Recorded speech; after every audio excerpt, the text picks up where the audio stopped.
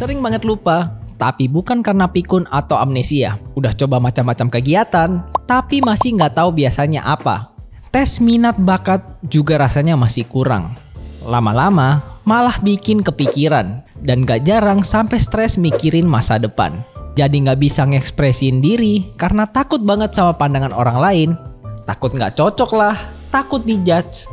Padahal sebenarnya gak ngerugiin mereka juga sih. Kamu ngalamin ciri-ciri itu juga gak? Kalau dibiarin aja, hal ini bisa berdampak buat kesehatan mental loh. Kamu bisa nerapin berbagai kebiasaan baru untuk ngejaga kesehatan mental kamu. Salah satunya dengan journaling yang bisa bantu kamu ngatasin masa-masa yang tadi udah disebutin.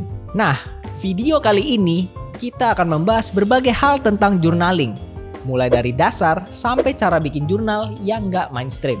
Biar kamu bisa konsisten dan gak bosan ngeliat jurnalnya. Halo teman-teman, saat ini kamu berada di segmen Self-Improvement bersama Si Grada. Kamu tertarik untuk belajar hal lainnya? Kunjungi channel Si Grada dan pilih topik yang kamu suka ya. Jangan lupa subscribe dan nyalakan lonceng karena Si Grada akan update setiap minggunya. Apa yang melintas di pikiran kamu kalau dengar kata journaling? Nulis buku harian, isinya to-do list, atau stiker-stiker estetik? Berdasarkan penelitian yang dilakukan oleh Gillies di tahun 2001, journaling dapat diartikan sebagai suatu metode yang mendorong eksplorasi dan memfasilitasi refleksi pembelajaran dan pengalaman baru dalam konteks di mana pembelajaran tersebut terjadi. Singkatnya, journaling ini merupakan kegiatan menulis rutin untuk merekam pengalaman, ide-ide, dan perasaan seseorang. Semua itu ditumpahkan ke dalam jurnal. Selain untuk diingat, ini juga membuat seseorang berkembang. Jurnal gak cuma dipandang sebagai hasil atau tulisan biasa, tapi juga proses yang berharga. Lah terus bedanya sama diary apa dong? Sama-sama nulis rutin, isinya juga sama-sama pengalaman. Banyak nih yang masih bingung bedanya journaling dan diary atau buku harian. Memang, keduanya sama-sama kegiatan rutin yang bisa dilakuin bahkan setiap hari atau setiap waktu. Tapi, jurnal juga mencakup refleksi mengenai perkembangan diri, tujuan, dan topik tertentu. Sedangkan buku harian cuma mendokumentasikan peristiwa, aktivitas, dan pengalaman hidup seseorang. Yang nggak lain, cuma bakal jadi kenangan aja dibandingkan buat ngembangin diri. Isi buku harian seringkali berasal dari pengalaman eksternal. Misalnya, hari ini ada kejadian unik apa? Atau habis ngapain aja. Sedangkan isi dari jurnal biasanya menggabungkan itu semua dengan kejadian internal, seperti emosi yang dirasain, ide yang muncul, dan lain sebagainya. Biasanya buku harian punya struktur dengan tanggalan yang konsisten. Untuk journaling biasanya lebih fleksibel dan memungkinkan kamu buat make berbagai macam format yang ada atau mengkreasikannya sesuka hati. Journaling sering banget dianggap ribet dan cuma nambah-nambahin kerjaan. Padahal kan manfaatnya banyak banget, terutama buat kesehatan. Yang pertama, journaling bisa membantu kamu mengelola stres. Tiap hari pasti ada aja yang bikin stres. Baik itu di sekolah, kampus, kantor, bahkan di rumah pun bisa ngalamin stres. Apalagi penyebab stres itu banyak banget. Nggak cuma dari keadaan aja. Orang-orang di sekitar kita juga bisa jadi sumber stres. Stres memang nggak bisa dihilangin dari hidup kita. Tapi kita bisa membuat hidup lebih baik dan nyaman dijalani dengan ngurangin hal-hal yang bikin stres. Salah satunya dengan melakukan journaling. Rutin menulis jurnal dapat membantu mengidentifikasi dan menerima emosi, hingga meredakan gejala penyakit mental. Yang kedua, journaling ini bisa mengurangi kecemasan. Menjadi salah satu dari sekian banyak penyakit mental, kecemasan atau yang juga dikenal dengan anxiety, sering banget kita temuin di sekitar kita. Anxiety dapat disebabkan karena berbagai hal. Dalam hal ini, penderita dapat memanfaatkan kegiatan journaling untuk membantu mengurangi kecemasan yang dihadapi. Biasanya, orang yang mengidap anxiety sulit buat ngungkapin perasaannya karena takut. Dengan journaling, pikiran dan perasaan yang sulit diungkapkan secara lisan atau dengan orang lain bisa cukup teratasi. Manfaat yang ketiga, journaling bisa meningkatkan daya ingat. Nah, buat kamu yang gampang lupa, terutama sama kejadian yang udah lalu atau hal-hal penting yang perlu dilakuin, perlu banget journaling. Kamu harus membiasakan diri ngelakuin hal ini. Soalnya, journaling kan melibatkan kegiatan menulis, dan menulis dipercaya menjadi salah satu cara yang efektif buat ningkatin daya ingat. Hal ini juga disebutkan dalam penelitian yang dilakukan oleh Van der Meer dan rekan-rekannya di tahun 2017 dan 2020. Kedua studi tersebut dilakukan dengan menggunakan EEG atau itulah, pokoknya kalian baca sendiri di situ. Teknik ini menempatkan elektroda pada kulit kepala peserta atau responden. Ketika aktif, otak akan menghasilkan impuls listrik. Sensor di elektroda yang sangat sensitif akan menangkap aktivitas listrik yang terjadi di otak.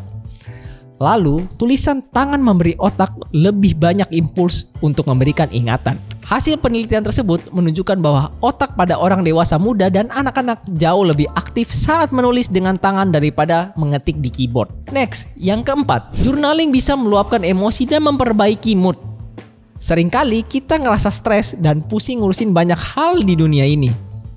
Mulai dari ngurusin tugas, kerjaan, anak, orang tua, atau keluarga lainnya. Kesibukan yang kita lalui bikin kita terkadang harus selalu profesional dan gak nunjukin emosi ini di depan banyak orang. Akhirnya malah dipendam sendiri deh. Tahu gak sih, kalau kita sering memendam emosi, bisa ningkatin resiko kecemasan dan depresi atau gangguan mental lainnya. Kalau udah gitu kan, jadi repot ya. Ngerepotin diri sendiri, ngerepotin orang lain. Mending kita coba mulai kebiasaan baru dan awali langkah dengan melakukan journaling. Kita bisa nulisin apa aja di jurnal. Mulai dari pengalaman, ide, atau perasaan yang lagi dialamin. Jurnal bisa jadi tempat meluapkan emosi sekaligus healing dari penatnya dunia luar. Manfaat yang kelima, bisa meningkatkan kreativitas. Kalau kamu mau mulai journaling, tentunya kamu mesti nyoba cari-cari referensinya dulu. Lihat jurnal punya orang lain, entah itu dari akun sosial media seperti Instagram dan YouTube, atau tempat cari gambar seperti Pinterest. Di sana, kamu bisa nemuin banyak banget referensi jurnal. Mulai dari yang lucu, colorful, keren, dan estetik. Semuanya ada. Video ini juga bakalan kasih tahu kamu referensi jurnal yang keren-keren loh. Jadi tonton sampai habis ya. Sebenarnya masih banyak manfaat dari journaling, seperti ningkatin kemampuan problem solving atau memecahkan masalah, kemampuan komunikasi, bantu ngobatin luka batin, memulihkan trauma, dan tentunya untuk introspeksi diri. Penting banget loh buat kita menyadari kekurangan dan kelebihan yang ada pada diri kita sendiri. Soalnya hal ini bisa membantu kamu buat ngembangin kemampuan untuk mengelola emosi, mengambil keputusan yang tepat, dan berkomunikasi dengan lebih efektif. Oke, karena kita tadi udah bahas tentang manfaatnya, biar kamu gak bingung mau bikin jurnal yang kayak gimana, sekarang kita cari tahu dulu deh tipe-tipe journaling sesuai sama preferensi masing-masing ya. Yang pertama ada bullet journal. Jenis ini merupakan yang paling populer dan banyak digemari oleh mereka yang hobi nulis jurnal tapi nggak mau ribet. Soalnya ada banyak banget referensi untuk bikin jurnal ini, lebih estetik dan nyesuaiin gaya kamu. Biasanya tipe ini digunakan untuk menyusun tugas dan to-do list. Bullet journal juga punya berbagai macam motif kertas. Ada yang dots atau polos, dan diberi coretan-coretan yang lucu. Kebanyakan orang yang menulis di bullet journal menggunakan pen khusus dengan ujungnya yang halus untuk memberikan tinta di gambar atau pembatas di sekitar halaman. Ada juga yang suka pakai stiker atau potongan gambar dari majalah loh. Ingat, stiker majalah bukan stiker WhatsApp. Yang kedua, ada art journal. Kamu bisa memadukan antara gambar dan tulisan atau potongan-potongan kertas yang estetik dalam suatu halaman. Jadi, masing-masing halamannya bisa kamu bikin berbeda antara satu sama lain. Yang ketiga, travel journal. Dari namanya aja, udah tahu tipe jurnal ini diperuntukkan buat kamu yang suka traveling. Di jurnal ini, kamu bisa masukin tiket konser, tiket akomodasi seperti pesawat atau kereta, stiker, brosur, dan lain sebagainya yang kamu dapatkan selama traveling. Yang keempat, ada movie journal. Sama dengan yang sebelumnya, bedanya jurnal ini berisi semua hal tentang film yang udah kamu tonton. Contohnya tiket bioskop, poster, gambar karakter film, dan yang lainnya. Nantinya bisa kamu tempel di dalam jurnal, kemudian diberi review bintang 5. Dan yang kelima, ada gratitude journal.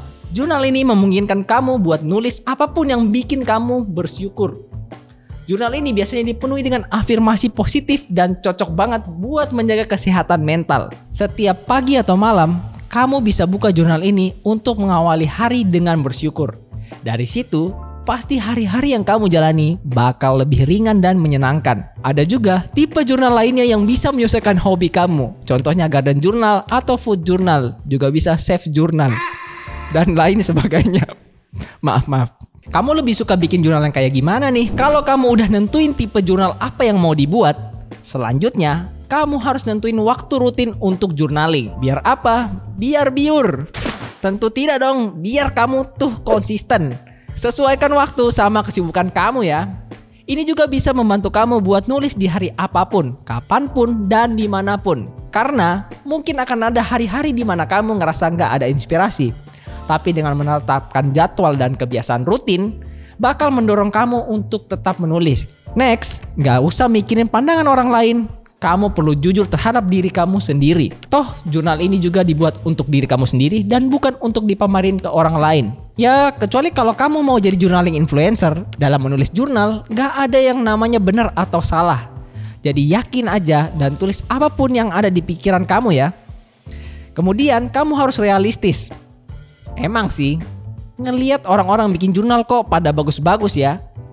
Kalau kamu baru mulai bikin jurnal, jangan terlalu berekspektasi hasil setiap halamannya bakal insightful. Karena kalau ekspektasi tersebut nggak bisa terpenuhi, bisa jadi kamu malah kecewa dan gak termotivasi buat ngelanjutin nulis jurnal. Next, tulis segala sesuatu yang lagi kamu pikirin ke dalam jurnal, apapun itu. Karena kalau cuma ngandelin apa yang mau kamu masukin ke jurnal, kemungkinan terbatas. Soalnya, kamu pasti bakal nyoba berpikir keras dan ngabisin waktu. Jadi, coba deh tulis apapun yang kepikiran saat itu juga. Hal ini bisa nampung ide-ide yang terpendam dari lama, bahkan ide-ide inovatif. Next juga, usahain kamu punya jurnal prompt. Kamu pernah dengar prompt kan? Yang sering banget kita temuin di AI. Itu adalah pertanyaan-pertanyaan atau perintah yang tentunya bakal berguna banget ketika kamu menulis jurnal. Tapi bingung hari itu mau nulis apa. Contohnya, list orang-orang yang bikin kamu bersyukur hari ini. Hal kecil yang bikin kamu bahagia hari ini.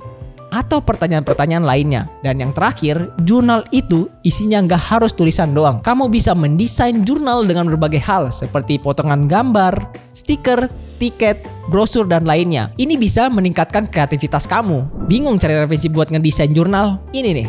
Si Grada kasih tahu beberapa jurnal influencer yang bisa kamu jadikan inspirasi. Yang pertama ada Masha Plants. Selain membuat jurnal, ia juga expert dalam membuat doodle. Bikin jurnal kamu lebih lucu dan colorful. Kalau kamu suka ilustrasi, kamu bisa cari inspirasi di Instagram @journalwithpurpose. Terus buat kamu yang ngerasa tulisanmu terlalu monoton, bisa banget nih belajar lettering bareng sama Little Miss Rose.